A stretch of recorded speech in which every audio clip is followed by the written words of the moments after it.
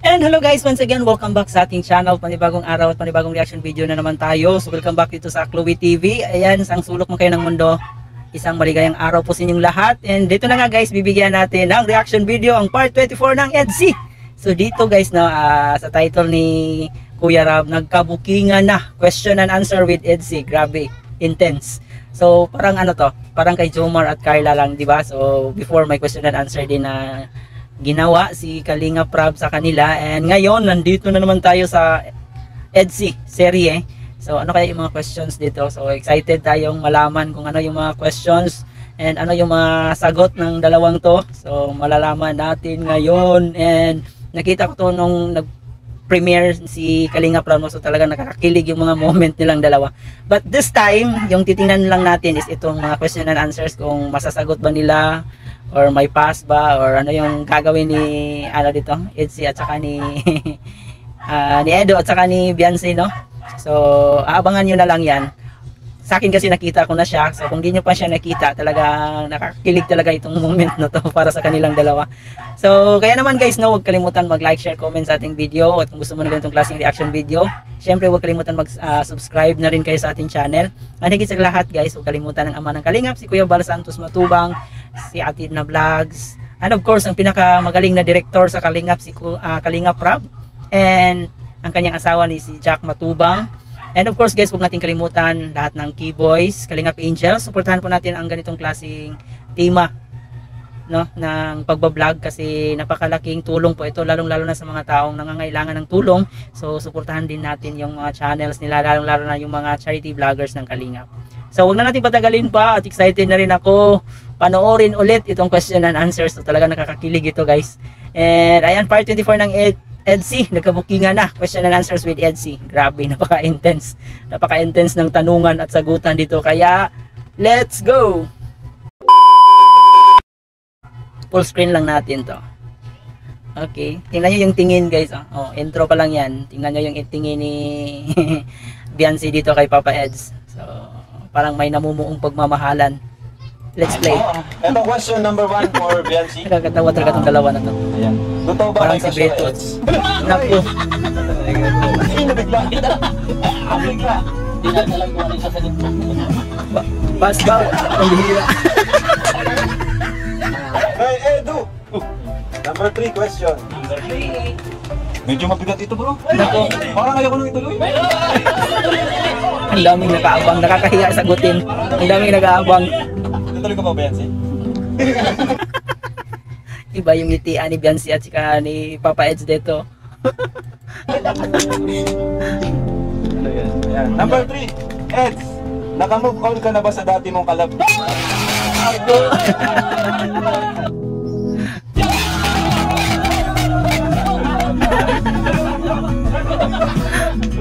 Yan, Kalamansi Q&A challenge. Kalamansi challenge, Q&A.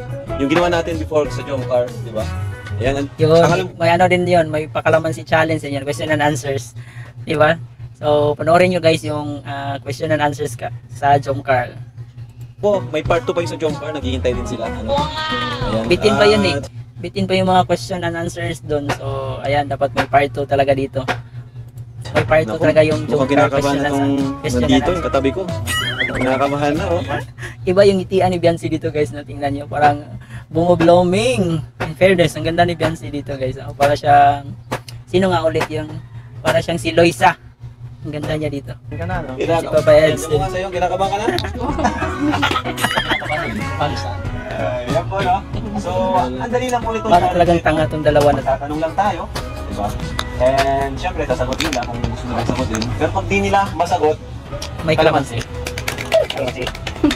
ipigain, no? So, ready na kayo? Eds? Ready Yes, na. ready ka? You ready? Sure? Pwede pang mag-back out. May chance pang mag-back out.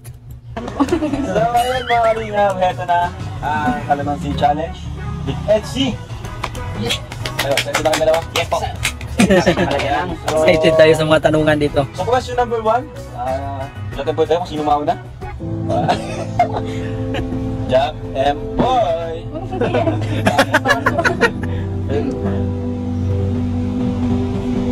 Ay, ayaw magpatalo. Ay, ganda. Ay, grabe. Ayaw patalo.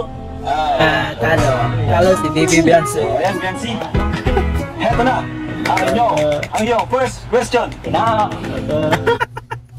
Yung mukha ni Beyonce kinakabahan.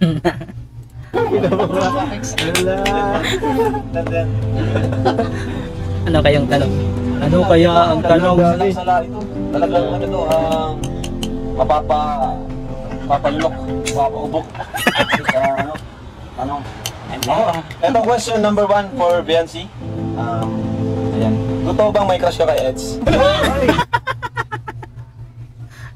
Ano kaya yung sasagot ni Beyonce dito, guys?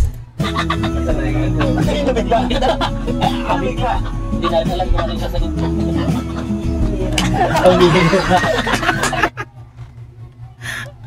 Parang nag-ano si Beyonce dito ah.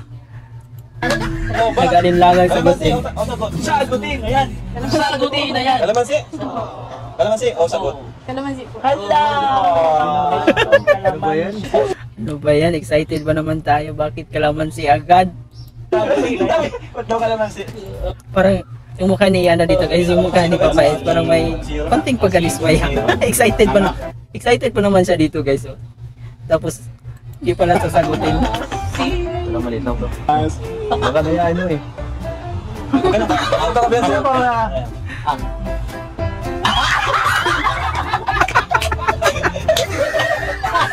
Nakasim. Isang tanong pa lang, kalamansi agad. Ha? Ito kasi. Ay, isa na nahirapan. Oh, Seds naman bro. Seds, number 1 question para kay Edo. Edo. Seds, totoo ba naramdaman mo kay Biancy? Uy, saan? Oo naman. Hala. Nakakagat, easy lang. Walang pag-alinlangan na sagot guys. No? So, seryoso talaga si Papa Edo natin dito kay Beyonce.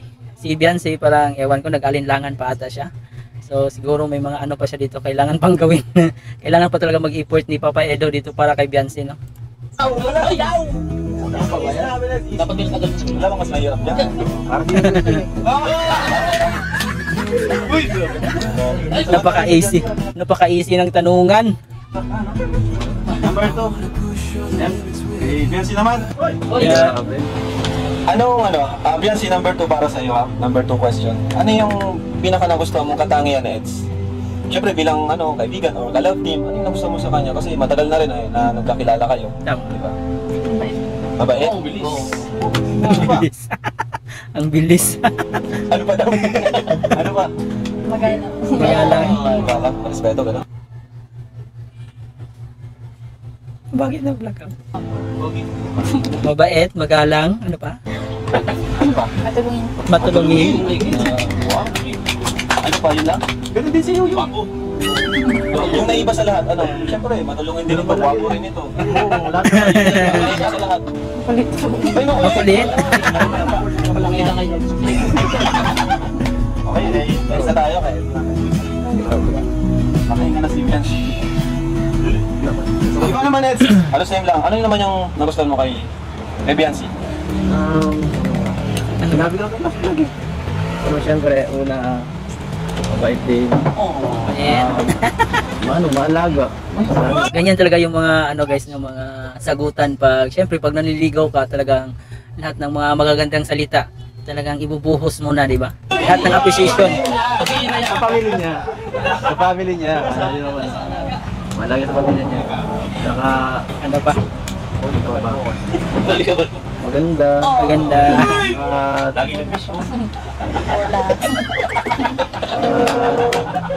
At, isa pa, family oriented.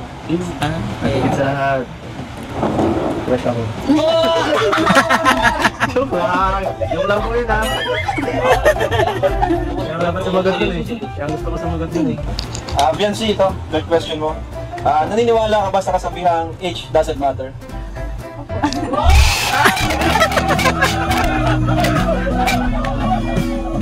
ayun. Pwede. Sinagot na eh. It doesn't matter. Okay. So, kaya naniniwala kasi yung parents mo. Ang dami niya ng bulong. Panalo. Hey, Edu! Number 3 question. Edu. Medyo mabigat ito, bro. Parang ayoko nang ituloy. Ano kaya? Ano kaya? Tutuloy ko ba, Benzi? Number 3, Eds. Naka-move on ka na ba sa dati mong kalag?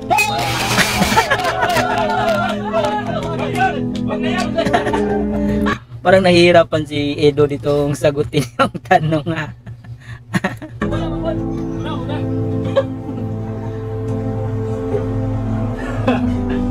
Pero... Oo naman. Galing sa kanya.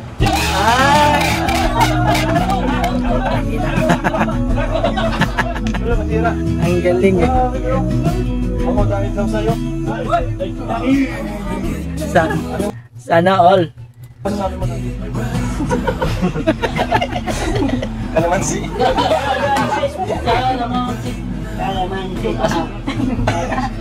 Okay, okay, next na. Next.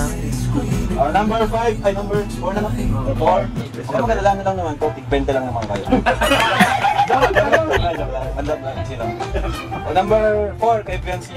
Umalabas ba kayo ng walang vlog? Nakikita ng walang vlog? Sabihin ka naman sila naman. Kalaman sila naman. Maasim yan. Kaya pa naman ito. Sino? Parang kaya lang ba dito? Sige, kalaman si daw. Kalaman si Ed. Pa. Sige pala. Ang asim naglaman siya. Pa. Ako na.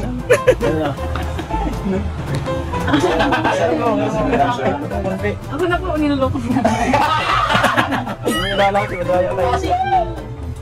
Singili. Okay na? Madaya. Madaya no, Eds? Ulang kalaman siya. Ito na, number 4 para kay Eds. Hanggang kailan mo kaya maghintay para sa pag-ibig? Ayun. Siguro si Papa Eds kasi seryoso siyang tao and alam natin maghihintay talaga yan hanggang saan aabot. Hanggang saan mag-oo si Bibi Fiancé. Grabe hirap ng tanong Hanggang kailan mo maghintay para sa pag-ibig? Mahirap yun bro, no? Mahirap yun. Hanggat pwede. Hanggat pwede. Hanggat okay lang. Seryoso talaga si Bakit? Edo. Meron nga naman talaga naghihintay ka sa wala, ano?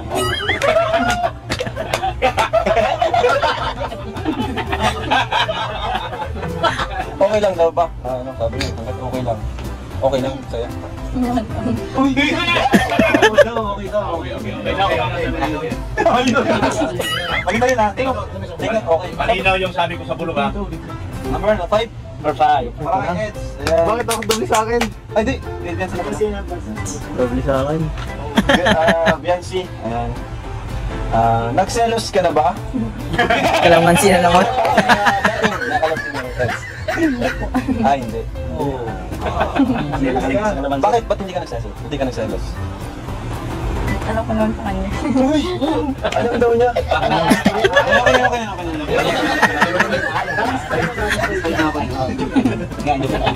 Eds na, Eds. Ano kaya? Ayan, kay Edo naman. Eds, for content lang ba itong ginagawa mong effort para kay Biancy? Ayaw sa! Ano ito sa gawas? Ayan na. Content. For content lang ba yun? Mga pagtalon-talon mo? Talagang tutuhanin na to eh. Totoo na to eh. Wala nang content. Nararamdaman mo. For content lang na yung ginagawa ko. Pinasa sa yung tanong. Hindi.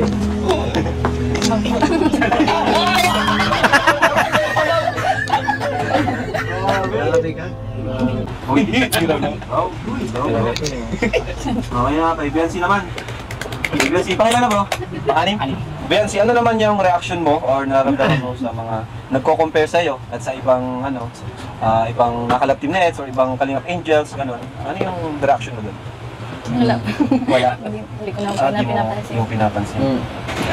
So, nasasaktan ka rin ba o nagagalit? Ano yung unang naramdaman mo? Pag halimbawa, lalo na kung negative yung pag-compare, gano'n. Nalulungkot po minsan kasi nalulungkot. hindi pa naman po nila kilala yung yung tao. Grabe na po sila mamusga. Mahusga. Okay. Galitan mo sila. Hawayin sa social media, kumbaga. Kawain mo din. Heads, ito naman. May vlog or wala sa vlog. Ano yung pinaka-sweet na sinabi mo kay Biancy? Pinaka-sweet na words na sinabi mo sa kanya? Hindi ako masabihin, daming nanonood eh.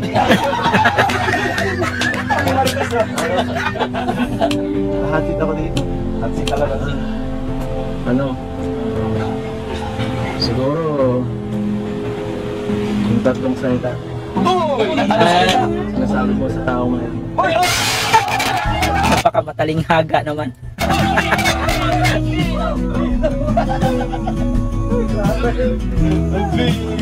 Parang nadali lang kayo, ano? Biancy, voice to Masaya ka ba, Biancy, sa love team nyo? Sa EDSI? Masaya ka ba? Oo naman daw.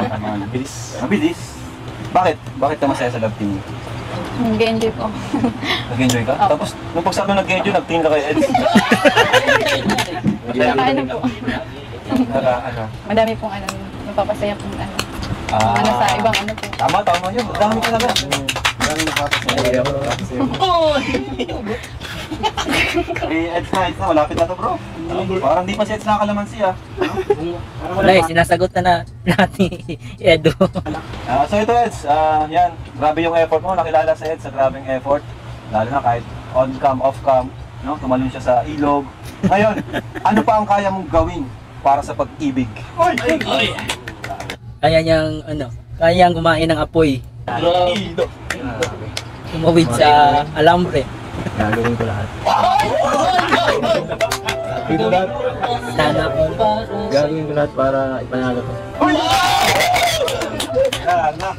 Wala na, finish na, bro. Yun yung mga sagutang determinado, guys. Kaya na mo. Naubo. Naubo si Beyonce. Ano ba, si kaya pa? Kaya pa ba? Malapit na tayo matapos. Konting relax. Bigyan yung Diyos! So guys, talagang nakakakilig itong dalawa na to, si Beyonce at saka si Edo. Bagay naman silang dalawa, pero nakikita ko to kay Beyonce, parang hindi pa talaga siya ready. So makikita mo rin sa mga sagutan niya na meron pa siguro siyang mga ibang priority, diba? So kay Papa Eds kasi, kay Edo, makikita mo rin sa kanya na gusto niya na talaga, no, na masettle siguro. And siguro ilang taon na ba to si Edo? Mga 20 plus or 30 ba? So, ayun, napaka ni Edo, napaka practical, napaka seryoso. And ika nga, di ba, pag seryoso ka sa isang tao, talagang hahamakin mo ang lahat. And yun po yung nakikita natin dito kay Edo, no? Sa sagutan po lang niya, talagang makikita mo na seryoso talaga siya dito kay Beyonce. And siguro masasabi nating malaki-laki pa, mahaba-haba pa yung lalakbayin ni Edo dito, no? Para mapauo si Beyonce. So, kay Beyonce naman, and hindi rin natin masisisi si Beyonce kasi may mga pamilya pa siya dapat niyang tulungan, at saka the same kay Carla, so need pa rin niyang mag-aral.